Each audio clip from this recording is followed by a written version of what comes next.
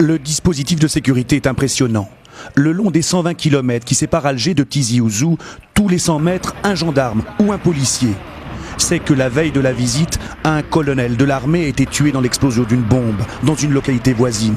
Du coup, toutes les mesures de sécurité sont prises, fouille obligatoire. Et voici le président candidat prêt pour un bain de foule, le long du boulevard principal de Tizi Ouzou. 4 ans qu'il ne s'était pas rendu dans la capitale de la Kabylie. Les événements de 2001, 126 morts lors d'affrontements entre jeunes Kabyles et forces de l'ordre, restent dans les mémoires.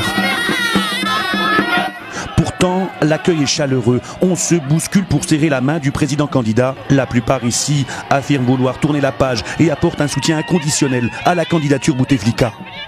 Des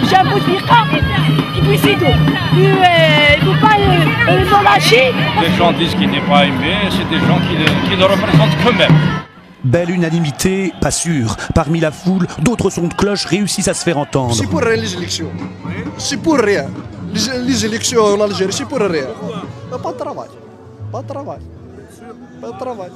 Un religieux musulman ouvre le meeting. Le message, la Kabylie n'appartient pas aux chrétiens évangélistes, elle est musulmane. Après cet accueil que vous m'avez réservé à Tizi Ouzou, je voudrais dire tranquillement, je peux mourir tranquille. Puis le message politique, une main tendue. À ceux qui endeuillent le pays par le terrorisme, et dire que nous ne portons aucune haine et aucune rancœur. Dans la mesure où ils veulent rejoindre la communauté nationale,